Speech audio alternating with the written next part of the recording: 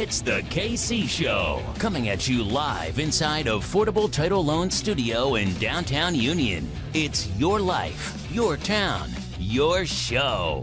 With your host, Kyle. Oh, well. All right. I talked over the intro there. Sorry about that. Hopefully the audio's good. Won't matter. We'll only be on for about 10 more minutes, and then we're going to air the interview that everybody's been waiting on. I've been waiting on, actually. As I was doing some thank you to Jerry. Matter of fact, let's put the legend up there. The legend, Mr. Jerry McKee. No. Yeah, I don't even have the dog here with me. Don't have the dog with. Hero. Brownie is not here tonight. He said he was going to sit at home so he could watch the interview. That's right. Yep. Yeah. Him and Dixie. Dixie's going to be watching as well. And, this is going to be a good one. Thank you to Jerry for taking up my slack. I wasn't able to edit the video completely. There was a few things I was able to put in there to just kind of bring you into the documentary. A lot of people have been trying to grasp at some straws on like, what is it? Is there anything in there? There's a ton of information. Now I will tell you this.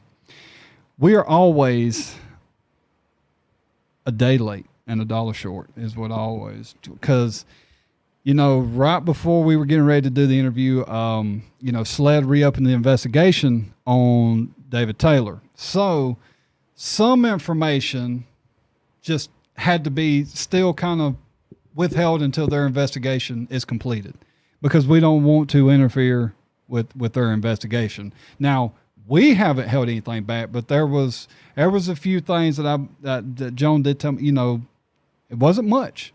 I'm going to tell you now, it wasn't much, but there's a few things that we just want to hold to ourselves because we don't want to give anybody who's guilty a heads up on something. Right. You know what I mean? And another thing, too, is this is coming from Joan Dorsey. It's coming from, she gave us exclusive to Sweet the woman. Interview, and because she knows, and she said this herself, that she knows that we wouldn't cut anything out that she has to say, and this is from her words. Yep, this is all her.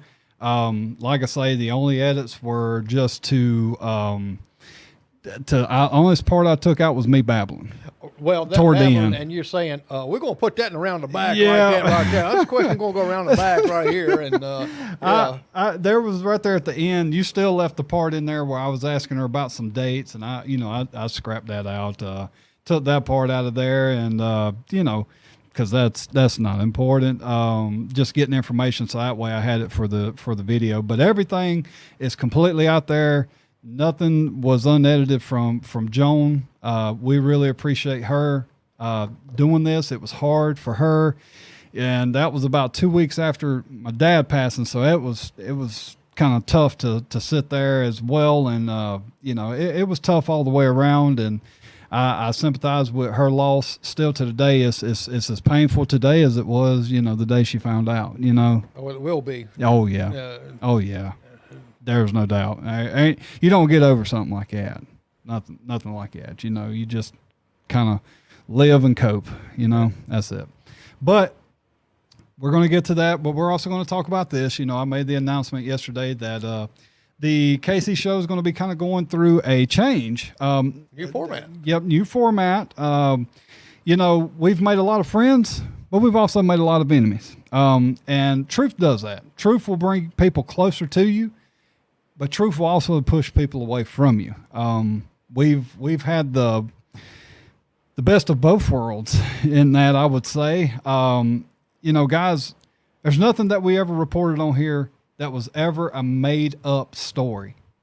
Just kind of a last right here. I brought out the story about Bilo, and Walmart, how Chester's closed, and they're talking about, and this comes from vendors who stock Walmart. This is not from, Betty Lou Who from Whoville, talking to the Grinch. I love that movie, but it didn't come from her. These are people directly involved in these stores, and that Walmart will be closing possibly at 5 o'clock in the near future due to the riots. That's the notice that they got sent out to them. It is very public. But then the Bilo one was that they're going to be possibly closing in the near future. Now, when we don't know that.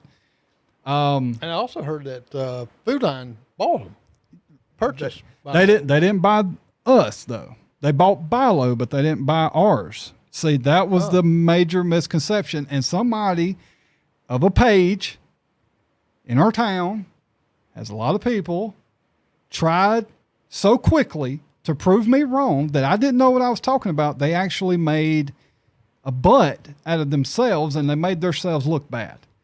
And instead of taking my information, reading and going and finding out for yourself, instead you read a title of an article. Kyle's wrong. We got him.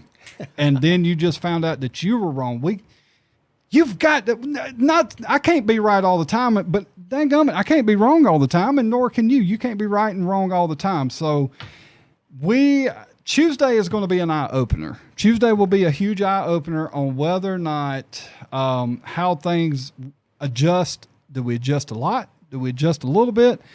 Either way, there's going to be an adjustment. Tuesday is just going to really be an eye opener to whether or not people are really ready for change. Right. And don't forget, we're going to stream live the debate tomorrow, part 2 of it, since it kind of got rained out and didn't get some of the questions asked. So tomorrow's debate might be kind of interesting. So that's at 9 o'clock still yet. Yeah. Friday morning. It's calling for beautiful weather. So we'll get all the questions answered. Okay. Patty's you got to loosen it on the side. No, not that one. On the other side. You got to adjust a little bit there. Yeah, she's the other side. You see that little, all right. No, she didn't adjust. Here we go. So here she goes. All right, let it down. There you go. All right, she's going to show all the. Oh yeah, now she's right in front of mine. Go, just block mine away. Yeah. Oh, here, sorry, Jerry. We don't want to see him. People wanting to see the shirt. Is that what that is? That's it. Oh, is that what it was? But this shirt was made for today. Well, wait a minute. Actually, the shirt Patty had on. Yes. It's camouflage, so she didn't think nobody could see it. Yeah, she thought she'd just blend right in. But this is a shirt that I made. I don't know if you can read it, but if you can, yeah.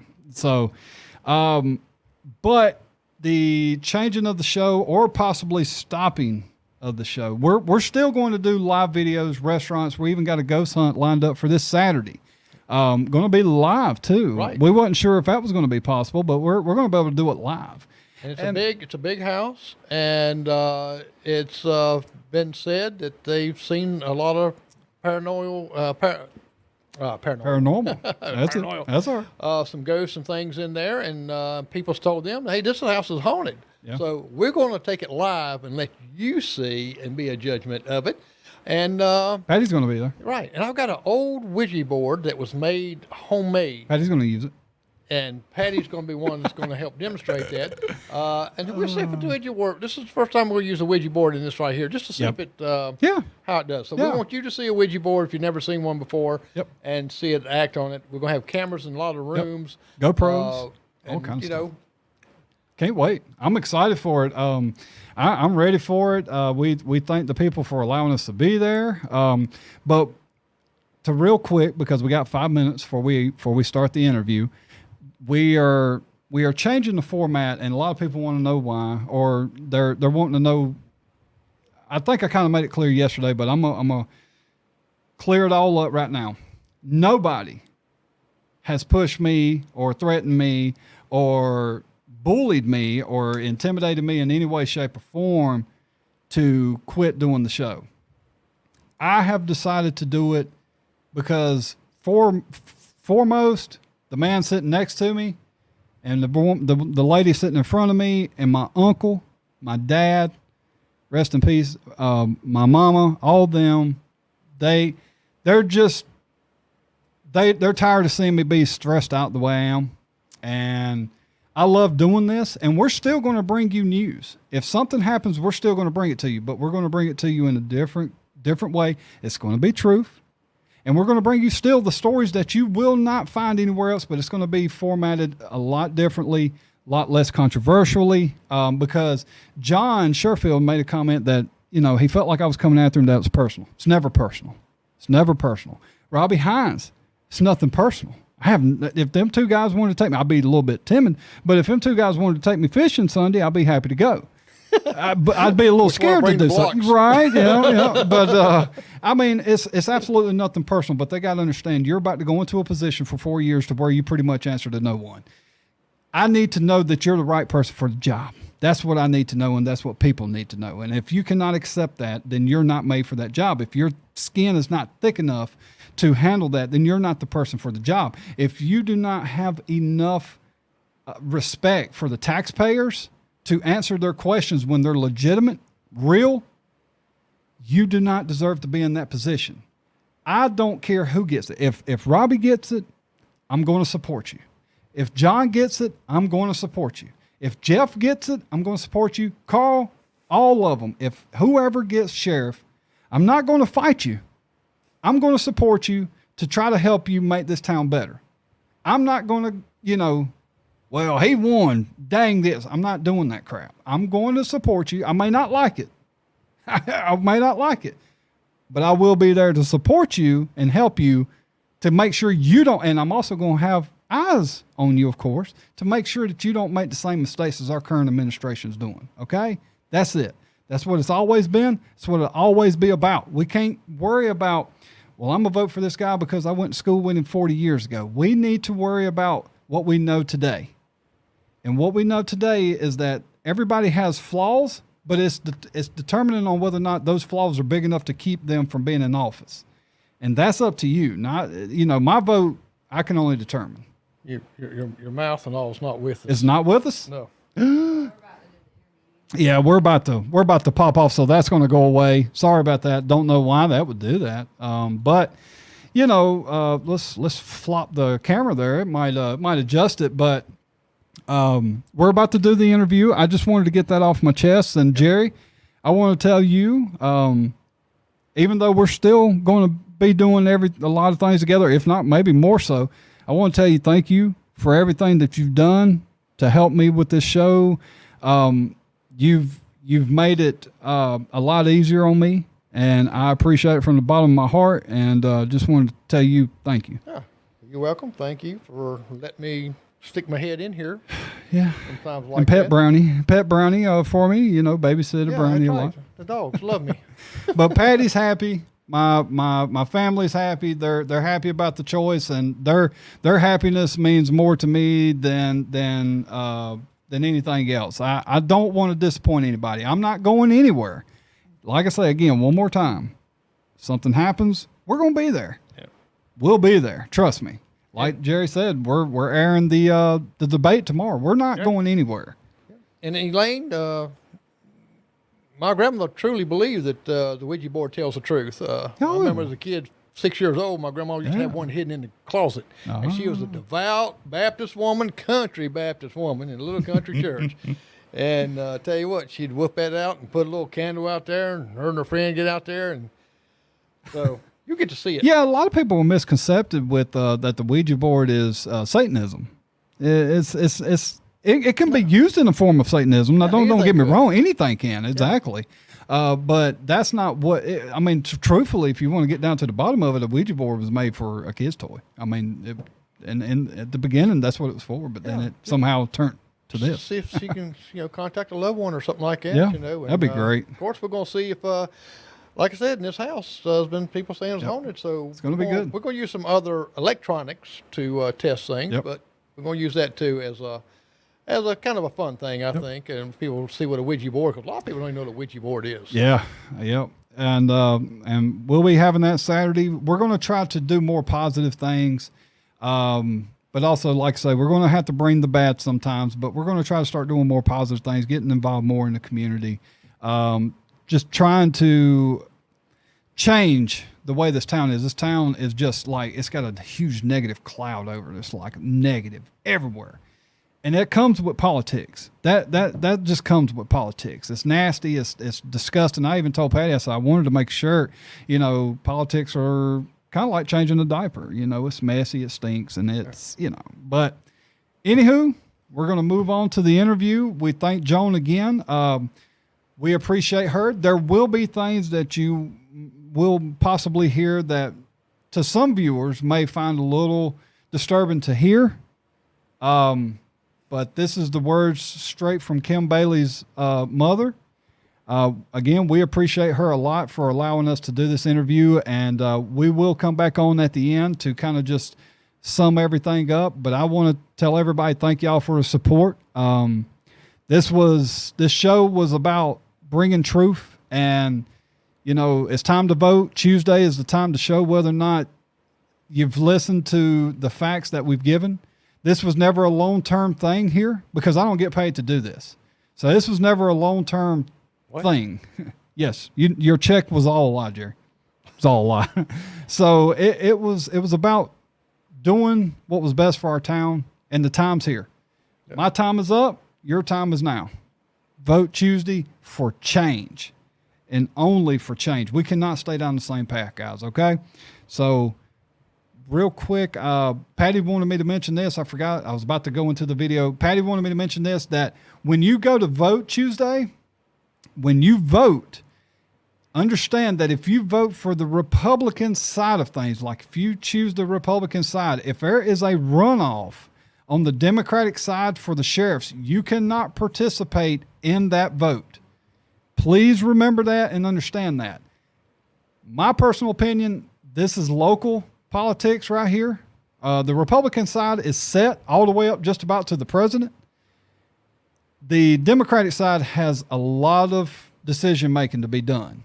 Now, am I telling you to go vote Democratic side? No. I'm just telling you what the rules are in case you didn't know.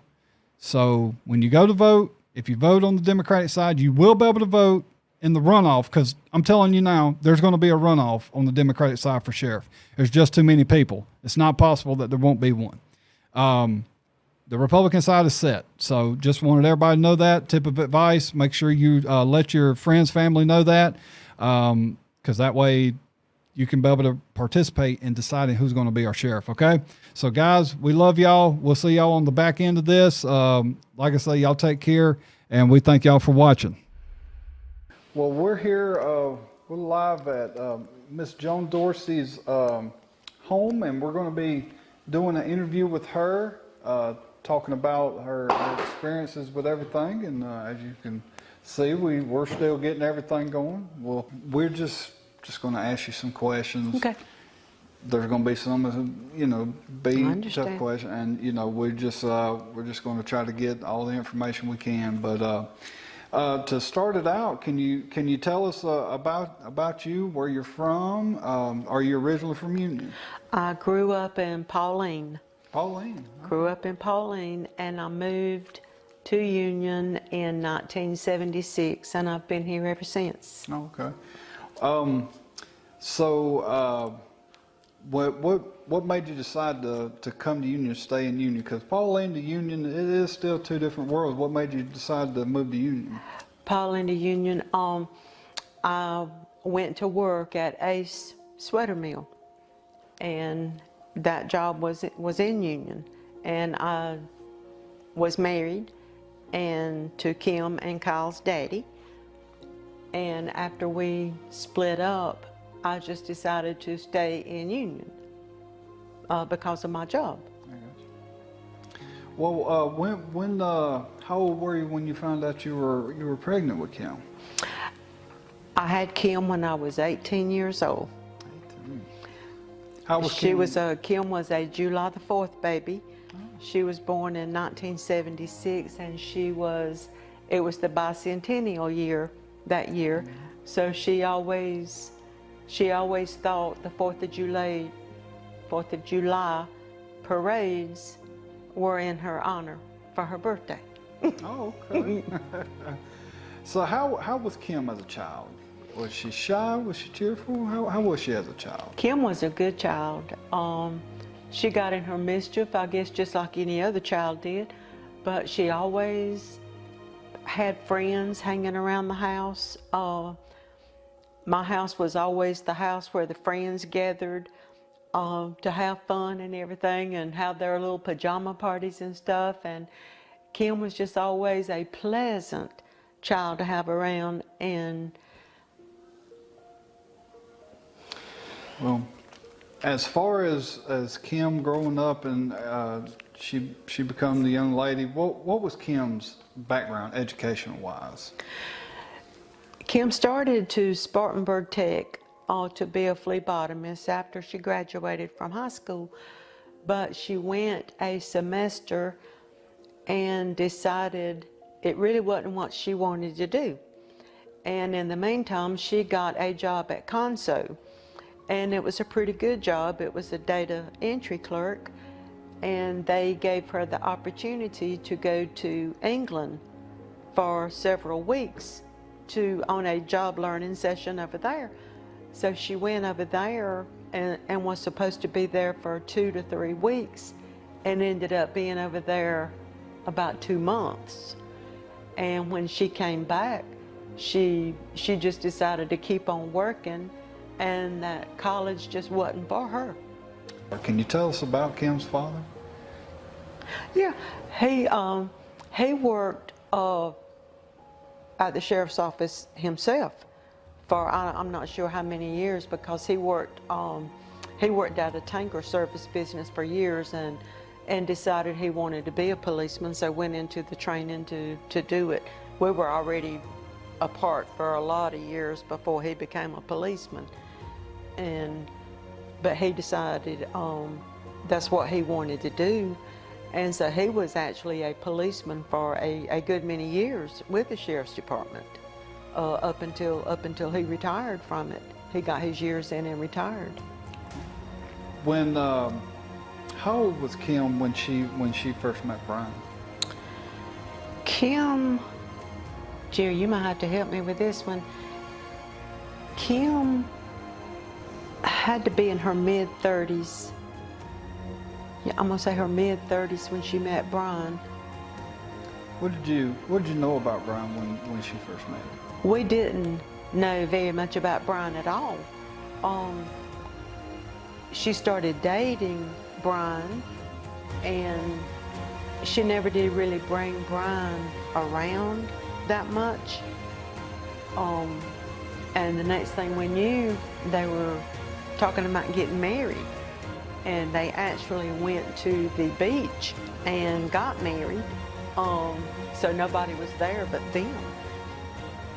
So we knew not a whole lot about Brian actually when him and Kim got married. So when you found out Brian was a cop, how did that make you feel as far as your daughter dating a cop? Did it make you feel safer? Did it make you feel more worried? We really didn't have very many feelings about Brian one way or another when they were dating. Even after they got married, we didn't really have a lot of feelings one way or another, because Brian didn't come around a lot. He would come around for holidays, Thanksgiving, Easter, Christmas, and stuff like that. But other than that, most of the time, Brian was more of a loner, and he just didn't come with Kim over here a lot. So, did he treat her, as far as you know with Kim, did she always say that he was good to her? Or how did Kim, after they got married, did Kim's feelings grow or diminish for him as time went on? I think they got along pretty good. They had their arguments just like any other married couple do, but early on, I would say they got along better than they did the last couple of years. How old was Kim when she became pregnant with Kylie? Kim was 24 when she had Kylie.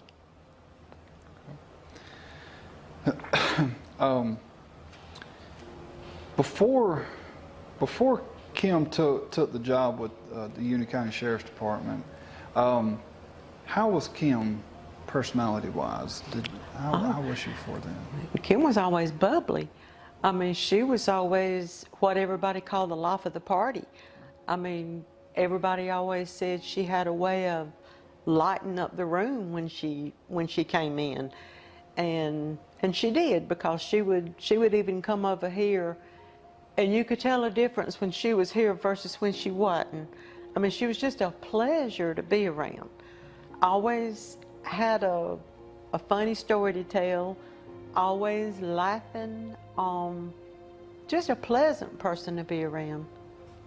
How did she find out about the job with the sheriff's office? Kim was working at Arthur State Bank, and David Taylor came into the bank and talked to her.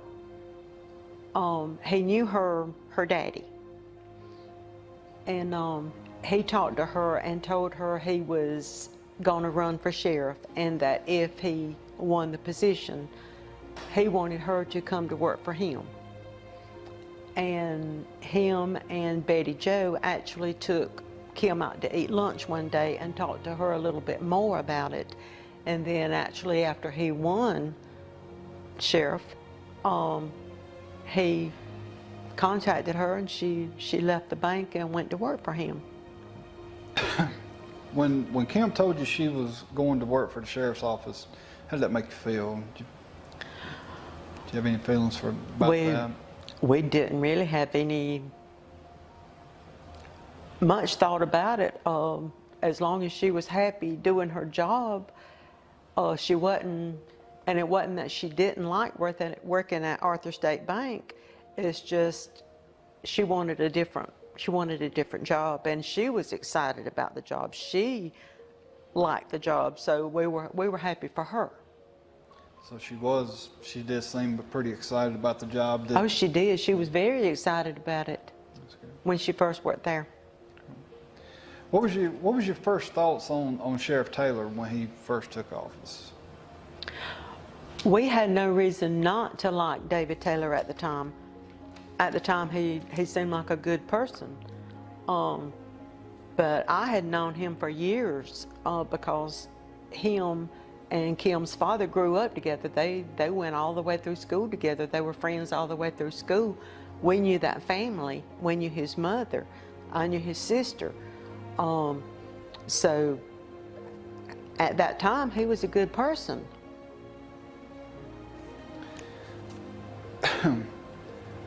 When did you realize there was problems with Kim at her job?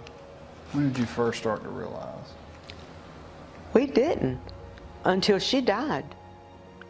Kim never said one word about anything being wrong at work. We didn't know that Kim wasn't working. We didn't know that Kim had been suspended from her job until she died. And we found all that out the day that she died from people being in the house and telling us stuff. What was Kim's outlook on Sheriff Taylor? Well, I think at first she really did like him. I think later on, she didn't like him as a person, and she didn't like him as a boss. She didn't say anything to us, but later on Brian told us that for about a year before she died, that she had been coming home crying a lot about how he was mistreating all of them, not just her, but all of them at work, and how mean he was getting, and that she just wanted the old sheriff back. Did she ever show signs of having financial problems, like when she took off and when she started working with the sheriff's office? No. Did you ever hear about Kim ever having any kind of affairs or anything on Brian? No. When Kim come to you after being let go from the sheriff's office and was under investigation, how was she emotionally at that time? That's just it. Kim didn't tell us that she was under investigation.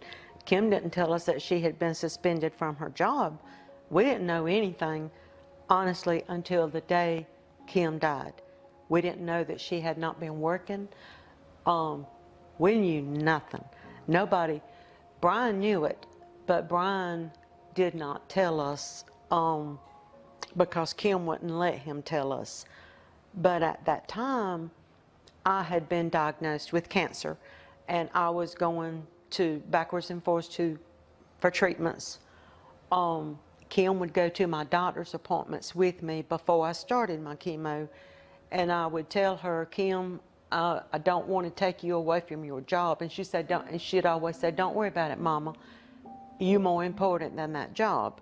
And so I didn't think anything of her going with me to my doctor's appointments, because I knew she had vacation time, and they never ran out of sick days the way they do it over there. So I didn't think anything about it. Take us back to the day you found out about Kim's death. Take us back to that day. I had gone in Bilo that morning to get a couple of things. I was going through my chemo and radiation treatments at that time. I had an appointment at the Gibbs Center for radiation treatment, and I had run to Bilo to get some milk to bring it back home before I went for my treatment. And I heard some whispering in there about something going on at the sheriff's office, that they were fixing to come in and get some people, is what I heard. So I came home and I told Jerry about it. And I went on to Spartanburg for my radiation treatment. And as I was going across the parking lot, I called Kim. And I said, Kim, I said, what's going on? I said, something's fixing to go down at the sheriff's office. And she said, Mama, I'm okay. She said they had to talk to all of us, but she said it doesn't have anything to do with my department. She said, I'm okay. I said, are you sure? And she said, yes. So when I came out of my radiation treatment, I called Jerry. And I told him that Kim said it didn't have anything to do with her and she was okay. And Jerry called her, and Jerry was the last person that talked to Kim. But anyway, I got home and I was talking to my son on the phone in the kitchen, and my phone kept beeping, and I said, whoever that is just gonna have to wait, because I was talking to my son, Kyle. And Jerry came through there and he said, who are you talking to? And I said, it's Kyle. And he said, give me the phone. And he told Kyle, he said, hang up right now and call me on the house phone. And Kyle said, okay. So we hung up, and I went through there to tell Jerry, because I checked my phone and I saw that Brian had tried to call me 2 times. And I knew something was wrong. And I went through there and I told Jerry, he was hanging up the phone.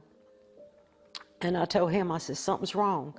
I said, something must be going on with Kim.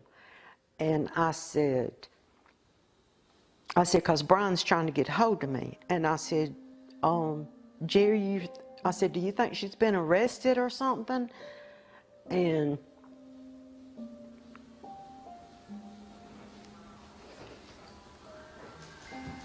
he came over there and got me by the shoulders and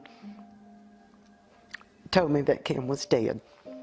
I don't remember anything for a few minutes after that. I don't remember, because it was just like,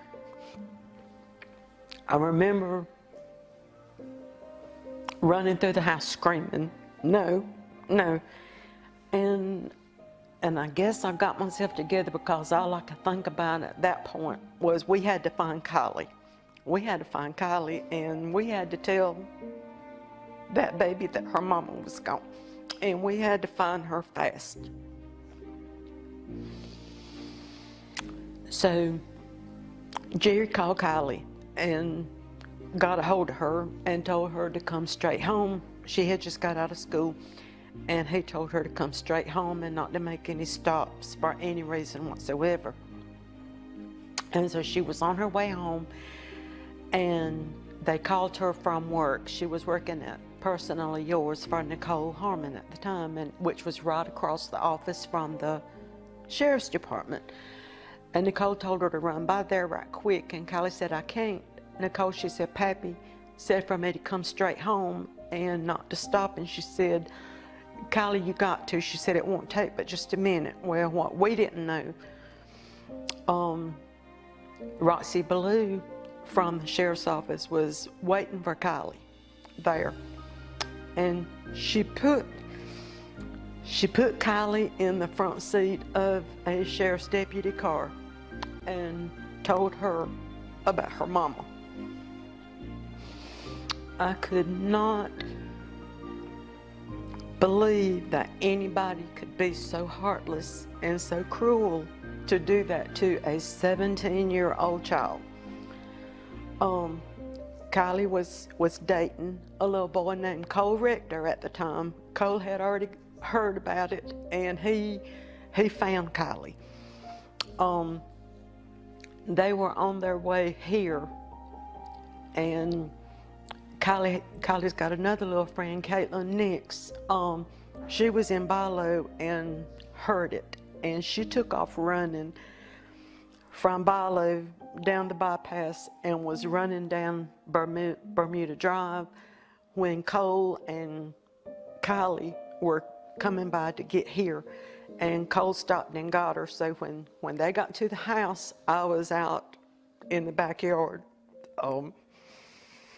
waiting for her, and you could hear her screaming, you could hear her crying. It was just a sound like I just can't tell you. And she couldn't walk. She could not walk. Cole had to physically pick her up and bring her in the house. And I just couldn't understand why Roxy did that. But later on, she told friends of mine that David Taylor made her do that. And I said, you know, I'm not letting her off with that, because there's no way nobody could make me do that. Even if it was my boss, there's no way nobody could make me put a 17-year-old child in the front seat of a police car and tell them their mama was dead. There's just no way nobody could. I mean, was there any signs leading up to her suicide? Did she ever give any signs of anything? No. Well, like I say, she had been going to my doctor's appointments with me. I had only had, I had had 2 chemo treatments, and I had to do radiation 5 days a week. And I was on the phone with her all the time. She never said one word about not working. We didn't know she had been suspended from her job. We knew nothing. Brian tried to get her, Brian told us that he tried to get her to let him come over here and talk to us and tell us what was going on, and she wouldn't let him. But when we went to doctor's visits and she went with me, one of the things that my doctor told me was, don't be under stress. You know, stress was one of the worst things for me at that time. And I don't know if she kept things from me because she didn't want me to be under the stress, or if she just didn't want me to know. But we knew nothing. We did not know that Kim was not working until her best friend told us that afternoon. And we were out in the yard.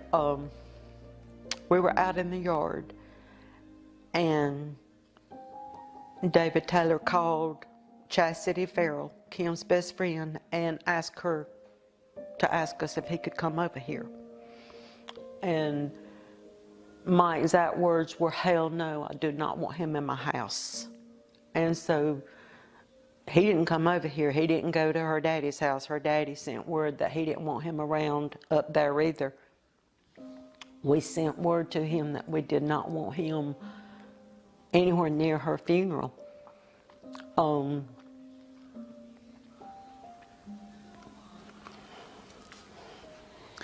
Has anyone from the Union County Sheriff's Office been in contact with you since her death?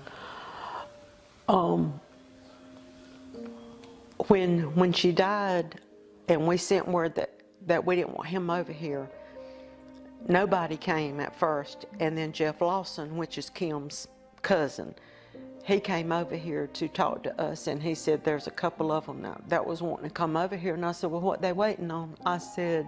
We said we didn't want David Taylor over here. I said, but we didn't say anybody else. And I feel like they must have been sitting right up the road, because he called them and it wasn't 2 minutes and they came through the door squalling. They loved Kim.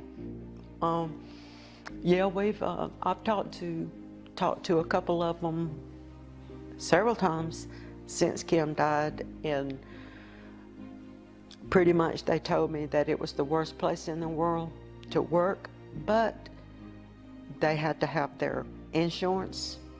They had to have their job, and they had to finish their years to be able to retire with state benefits and everything.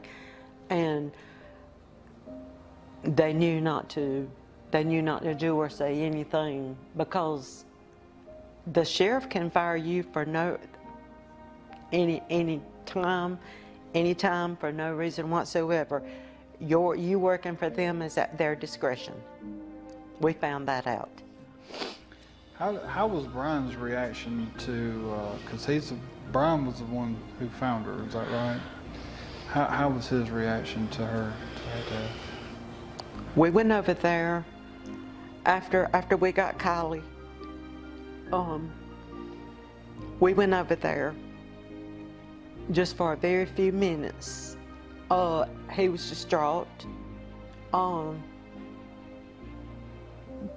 He stayed with us for a couple of days. After that, he stayed with us up until when we buried Kim. And we buried Kim on that Friday. It was Good Friday. It was Good Friday before Easter.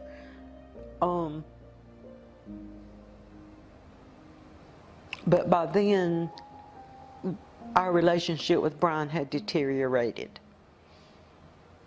So after we buried her, Jerry had a little heart-to-heart talk with him on that Saturday, and we didn't talk to Brian very much after that.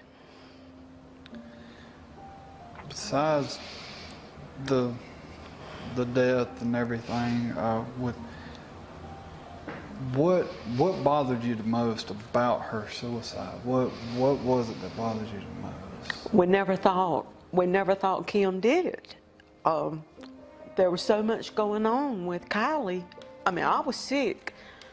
Her grandmother was sick in the first place. She never would have left us. It was Kylie's senior year. Kylie was still going through a hard time, because back in February was when the bad wreck and the 4 teenagers got killed, and Kylie was very good friends with Hunter Carter, and she still grieves over him. Kylie was still having a hard time with that.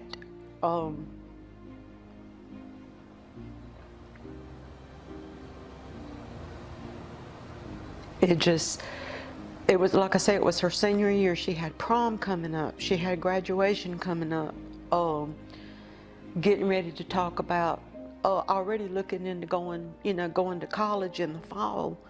Kylie was Kim's whole world. I mean, anybody that knew Kim would tell you Kylie was her whole world. We just never felt like Kim did this, not without some help.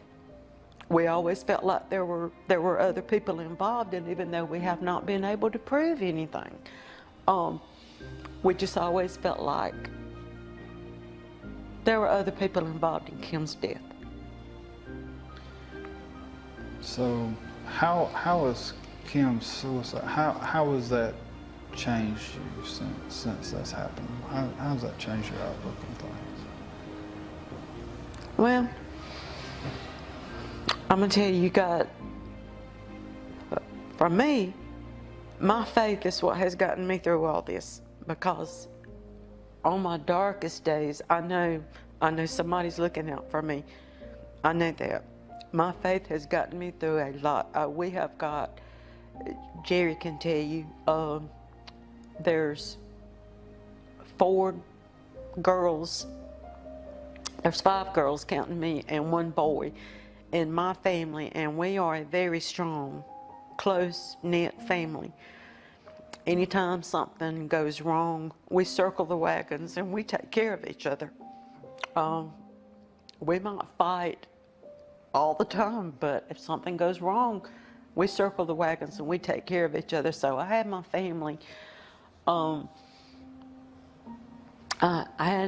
had some of the best friends in the world that constantly were checking on us, coming over and checking on us. This neighborhood, I can't tell you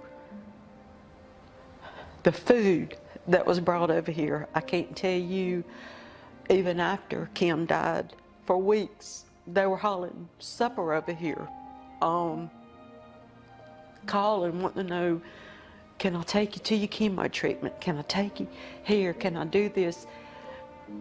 We have a good bunch of people that live over here, and we look after each other over here. It's got some of the best neighbors in the world. And you've already answered this, but I'm gonna ask it again. Like I say, we'll edit it. But do you believe Kim died by suicide? No. The way that it was described to us, and Jerry looks at a lot of stories on the internet and stuff, and he said, Joan, this just does not make sense. He said, rarely if a woman is gonna take her life, will she do anything to her face. That was one thing. She had covered herself up. She had covered her head up, is what they told us. When we got over to Brian's house that day, I asked Brian, where's my baby? And I thought Brian told me that they had already come and moved her. And later on, I found out they didn't come and get her till about 6 o'clock that night. Had I known when I got over there to that house that she was still in that house, I don't think there's anybody there that could have kept me out of that house. The yard was full. When we got over there, police, sled was already there by then. People all over the yard. But I thought Brian told me that they had already come and got her, because I just don't believe they could have kept me from getting to her. What would you like people to know about Kim? Kim was one of the kindest hearted people. She helped so many people that we knew nothing about. Kim didn't come over here and pat herself on the back or brag on herself for doing a good deed for somebody or anything.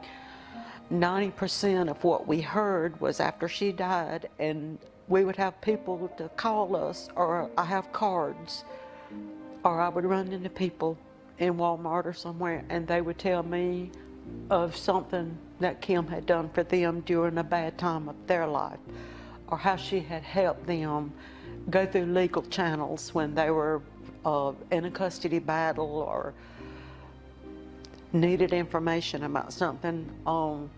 They said Kim had just gone above and beyond to help them.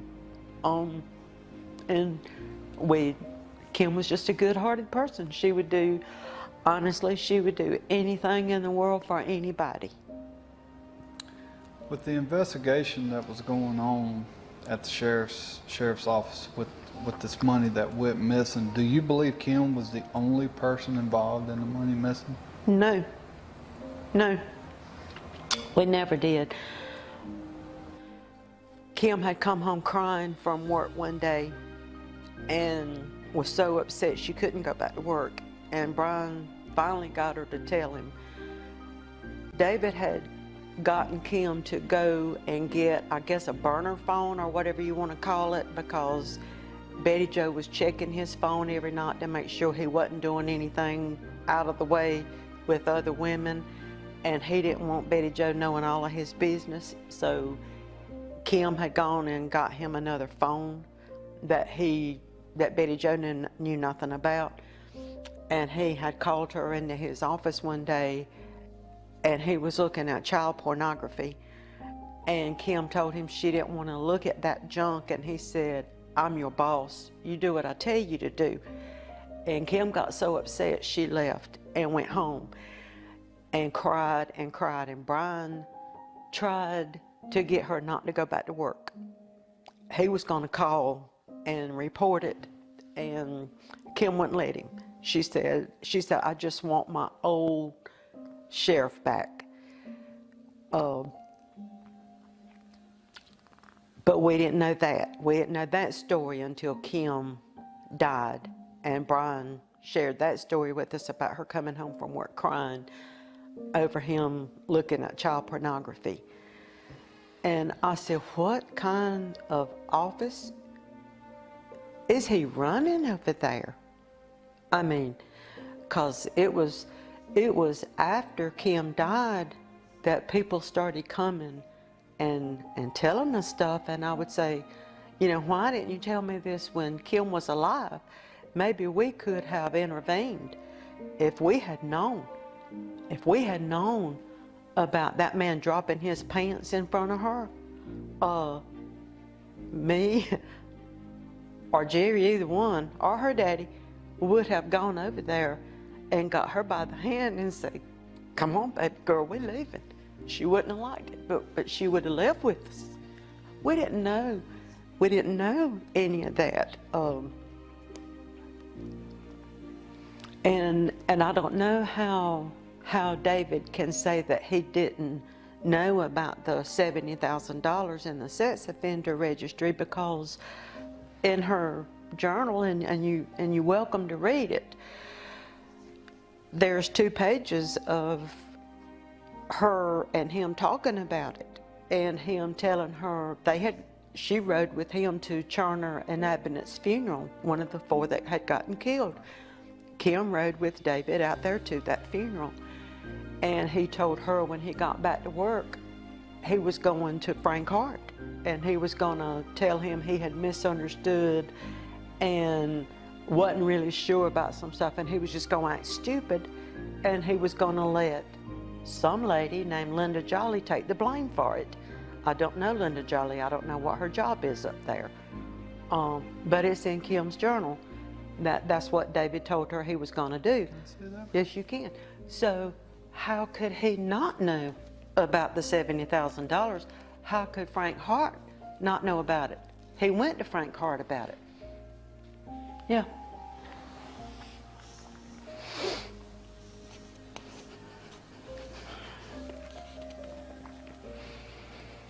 So we know just from those 2 pages in that journal. So we just got the journal a few weeks ago. Brian, by law, they had to give the journal back to Brian because he was her next of kin. I called Brian and told him I wanted the journal. And he said he hadn't had a chance to read it. I said, "Brian, you got that journal November the 10th. I said, "I just hung up talking to Sled." I said, "They released that journal to you on November the 10th. I said, "What do you mean you hadn't had time to read it?" He said, "Joan, I've been in and out of the hospital," and he said, "I've been going through a lot of legal trouble," which he has. And I said, "Well, it don't take long to read a journal." I said, "I want that journal." So finally, Kylie kept asking me, "Mama," because that's what Kylie calls me, is Mama. She said, "Mama, when are we going to get that journal?" So I called again. Finally, he called. I called and said I was coming to get it. I didn't give him a choice. I just said I'm on my way to get it. And he called right back and said he was sick and had been sick all day with the stomach virus, and that he had left the journal in the front seat of the van. So I came through to tell Kylie I was fixing to go get it, and she took off in her car before we could stop her, and went and got the journal and brought it home. But there are pages missing in the front of that journal. You can see pages have been ripped out. You can see about middle ways in the journal there are other pages ripped out.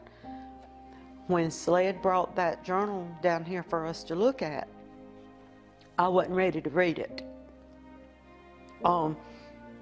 So Jerry read it, and he asked them, how come there are pages missing? And he said because there was an ongoing investigation that hadn't been solved, and we had to take those pages out. Well, I'll be honest with you, I went and talked to an attorney in Columbia because we were not satisfied with this investigation. And I told him about the pages missing, and he said there better not be any pages missing. He said that is highly illegal. I said, well, that's what Sled told us. He said, I don't care who told you. He said, whoever ripped those pages out, he said, it's illegal. He said, and I'll bring Sled down too if I need to. Do you believe that Sheriff Taylor should have faced some form of charge? I believe David Taylor was guilty of a lot. I believe David Taylor had help. I've talked to enough people that he had help from somebody inside Sled. The solicitor that got the Sled report was handpicked. So they pretty much knew there were not going to be any charges brought against him before the Sled report ever left. But so many people that have read the full Sled report, the full report, have said there are so many discrepancies in that report that there's no way he couldn't have been charged with something. And even if they couldn't prove anything wrong as far as the money, which we know he very much had his hands in the money. Why was he not arrested for misconduct in office just over everything else? I mean, how did this man walk without any charges whatsoever? I mean, just the sexual deeds that they were doing in the police cars, in his office, on his desk. I mean, why was he not brought down for misconduct in office if no other reason? How could anybody say they've got full command over a department and that kind of money get missing and he don't know anything about it? I mean, is he that stupid? Is he that stupid? I think he was that smart. He made sure his hands wasn't where they could get caught in the cookie jar, but his hands were there. We'll always believe he was one of the main ones that got that money. Why else would he take money? This Ruthie Dean money that got missing, that I know good and well Kim loved Ruthie Dean. She went and helped her get ready for her prom. She did her hair and makeup. She went with her. Kim loved Ruthie. There is no way Kim would have touched a dime of money for Ruthie Dean. And it's in the deposition. Kim admitted to what she did. She admitted what she did. Somebody that's thinking about taking their life, and we do believe she had some help, is not going to half confess to doing a little bit. They're going to tell the truth about everything. And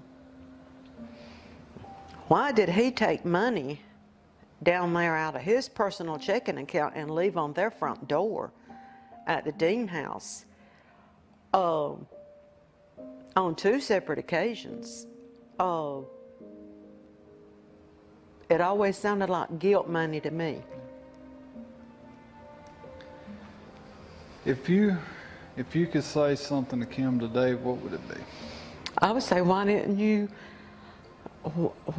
you trust us enough to come to us? Because we would have helped her out of anything.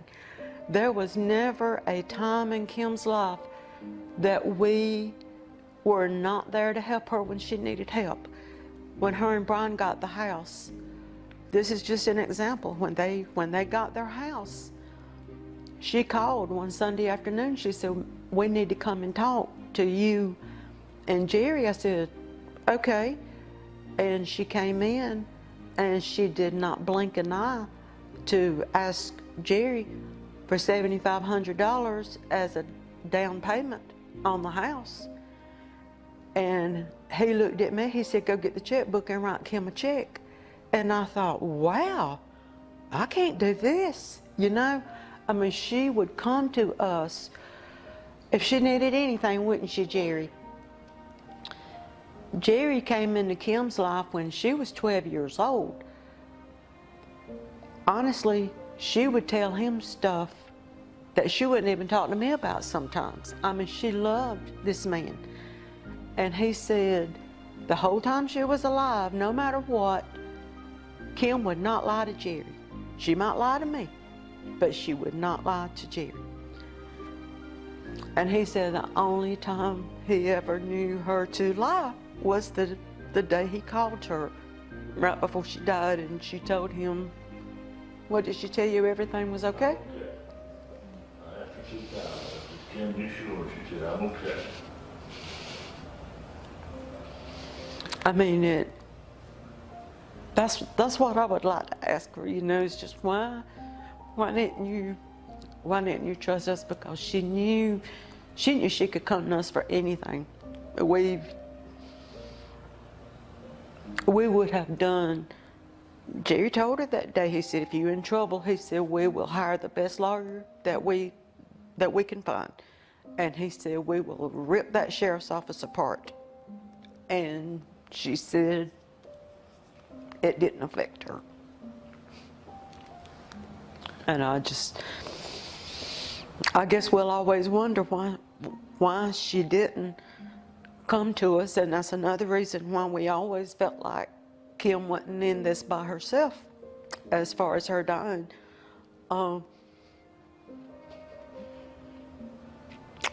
I feel like if Kim was gonna end her life, she would have done it more to make it look like an accident than she would have for it to be a blatant suicide. The suicide investigation was open for how long?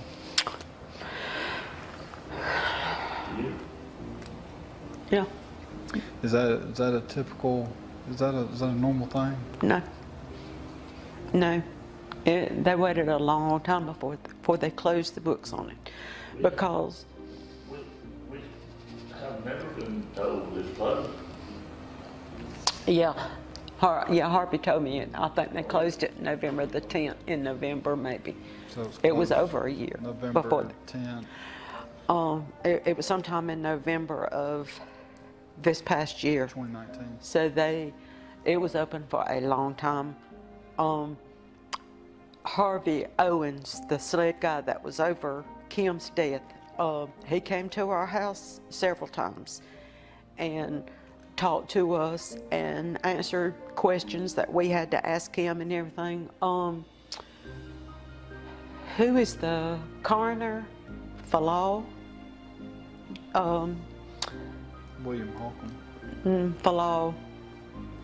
But he came over here to talk to me and Jerry, and we were telling people later on, and they said, is that just not highly unusual for them to do that? And I said, well, I don't know. I said, we've never been through anything like this before, so we don't know what's normal and what's not. And you said it was closed November 10th. Somewhere around November the 10th. It was somewhere around there because Harvey told me that he released Kim's journal and her phone to Brian on November the 10th. And we tried to get her phone because Kim had put, she wanted Kylie to have her phone. And we had to pay that phone bill when Kim died because Kylie's phone was tied into that plan, and we couldn't just pay Kylie's bill and let that one go. It didn't work that way with Verizon. We had to pay over $800 for the phone. Kim had just gotten that phone, and it was payments that was going to be added onto the bill, and we had to pay that to get the phone turned off and to get Kylie's phone separate, where we could be responsible for Kylie's phone. Does that make sense, how I'm explaining it? So I called Brian. After we got the journal, I called Brian again, and I said, Brian, Kylie wants her mama's phone. I said, her mama put in her journal that she wanted Kylie to have that phone. And Brian said he didn't want to give up the phone. He said there was a lot of personal text messages between him and Kim. And he said, I gave y'all the journal. And he said, but I want to keep the phone. And I said, well, I'll have it subpoenaed. And he said, no, don't do that. He said, let me finish going through it. And he said, and I'll get back to you. Well, we hadn't heard anything more from him. And I think there was somebody other than Brian going through that phone. I know there is. There was somebody else going through that phone, digging for dirt. What was the Ironic story. It was on March the 27th, 2 years to the day that Kim died, that David Taylor started up a new Facebook page. And we thought, wow, what a slap in the face. Well, it was 2 years to the day that we buried Kim that he goes in over there and files for re-election. And I thought, have you not got enough digs in? Do you need one more? Do you really need one more? But we honestly have not seen him. The first time I saw him, as small as this town is, was at a council meeting when I went to a council meeting and he stood up and lied like he did, and they sit there and believed every word he said and ended up getting the man new vehicles. He sit there and lied about he was the one that found the missing, that the money hadn't been paid into SLED, and he was the one that called and reported it. He didn't know anything.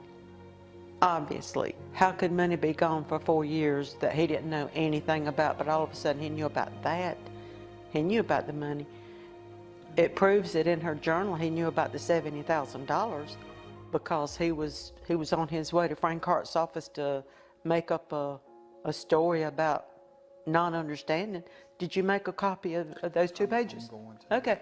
So it's very obvious he knew about that money. And some of the money, I had given Kim a credit card when her and Brian got married. Both of their credit was not good, and I got a credit card.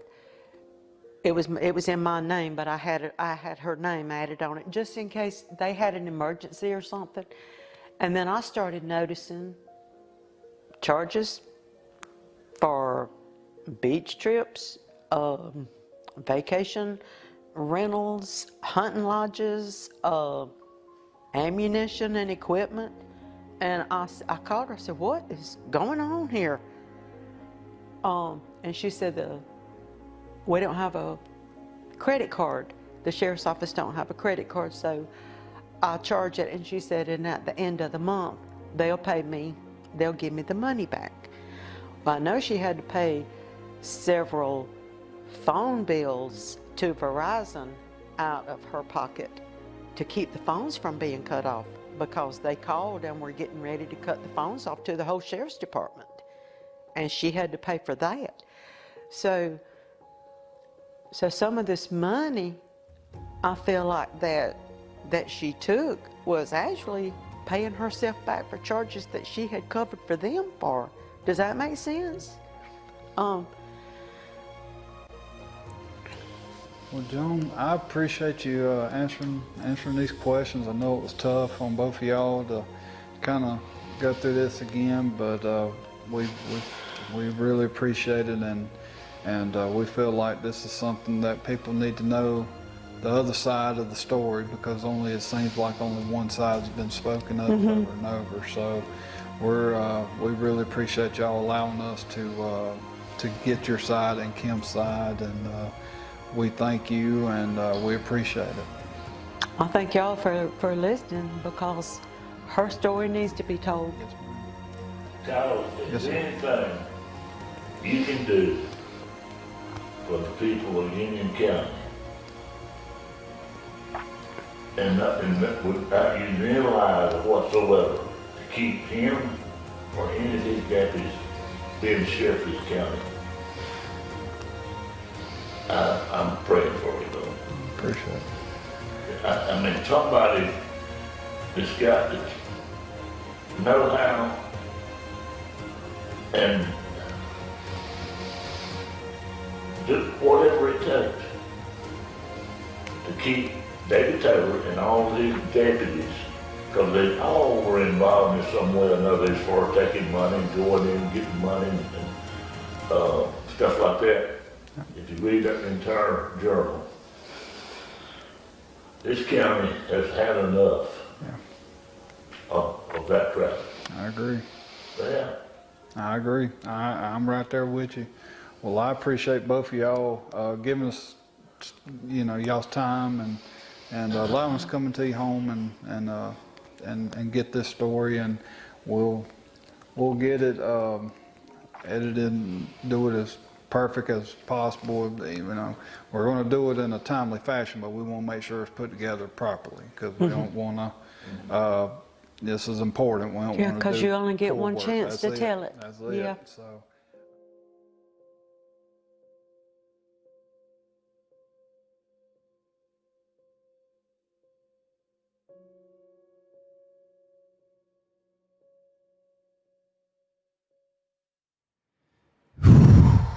All right. Everything went good with the stream. We appreciate Joan. I couldn't sit down, Jerry. I mean, even though I did the interview, still listening to it back over, it's hard. It's hard to listen to, and honestly, I couldn't listen to it. It's people needed to, but I've already heard it, and because like some of the things David Taylor, the chopper, that stuff, it really just it makes my anxiety go up a little bit, and it hurts, man. And this is why we tell people, don't shoot the messenger, because you don't quite know what the messenger knows that you don't know yet. This is why it's so important to know who you're voting for. It is the most important decision that you make every 4 years when it comes to your town. Jerry, what's your thoughts on everything? Well, I think during this time, even for election or with an election, things like this needs to be brought out. And I know Joan, it was hard for her to do this interview, and we really appreciated that she trusted the case she showed to share this interview with exclusively.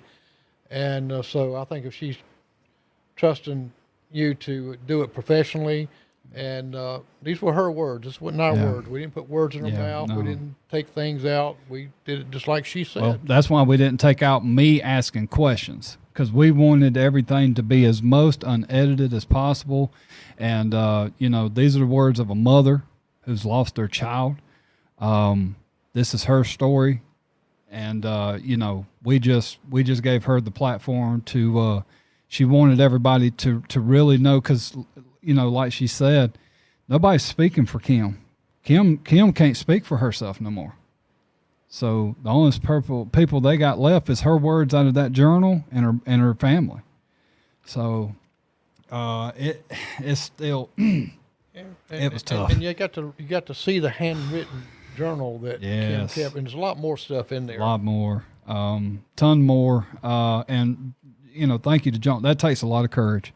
What she did, it took a lot of courage, and this is what I say, guys. We all get to arguing, we get to fighting, but we're on this little rock for a very limited amount of time. We never know when our day's up, and we spend so much of it fighting with each other, trying to find somebody's shortcomings, trying to embarrass somebody to make maybe yourself feel better about who you are, instead of just dropping your arms and having a conversation and trying to fix the problem. And if that happened, I believe with all my heart Kim will still be here.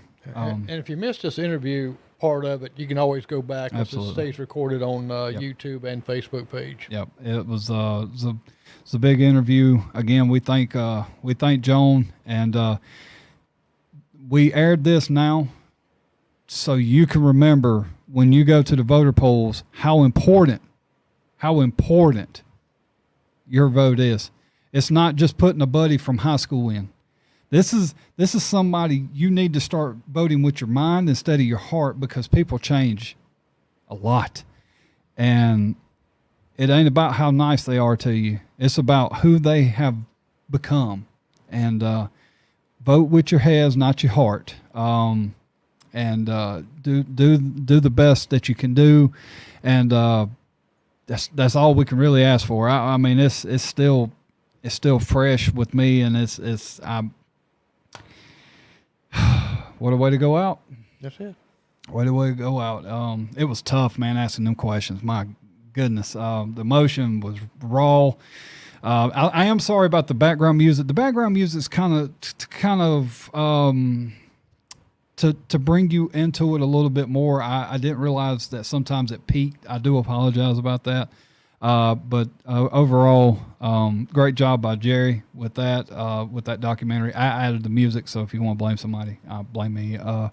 But it was just to bring the emotion into the documentary to understand how bad she was hurting at that time. And music sometimes it hits a nerve that other things can't do. Music can always kind of get to that emotion, and we all needed to feel her pain, because it could be your family member next. So thank you guys for watching. Jerry, thank you for everything. This was a tough one. Yep. It was tough, man. And don't forget this Saturday. Yep. Going to be a little bit lighter, maybe have a lighter. good time. You might see Kyle Hopefully. get attacked by ghosts. Yes, hopefully so. Hopefully they'll tell me where some buried treasure is. That'd be pretty good. Be nice, wouldn't it? Yeah, we can't. We do that live. The wives are going to beat us to it. But guys, we love y'all, and we appreciate everything that y'all have supported this show. To understand that we're bringing as much information to you as we can, bring the light out of the dark, and it's nothing personal. Anybody who I've ever gotten in an argument with, it's nothing personal with you. I love you. Even it doesn't matter how bad we've got. I still love you, and I'll still fight for you till I'm not here no longer. I love you. I don't care who you are. I'd like to say I've gained a lot of friends, but I've also gained a lot of enemies, and I love my enemies just as much as I do my friends. And we appreciate everybody giving us the opportunity, and we thank again Joan, sweet lady, beautiful lady too, man. She is a beautiful lady, and beautiful house. Yeah. Beautiful house. Yeah, Joan and Jerry, we appreciate it. Handling it about as best as you could. Yep. At that kind of situation.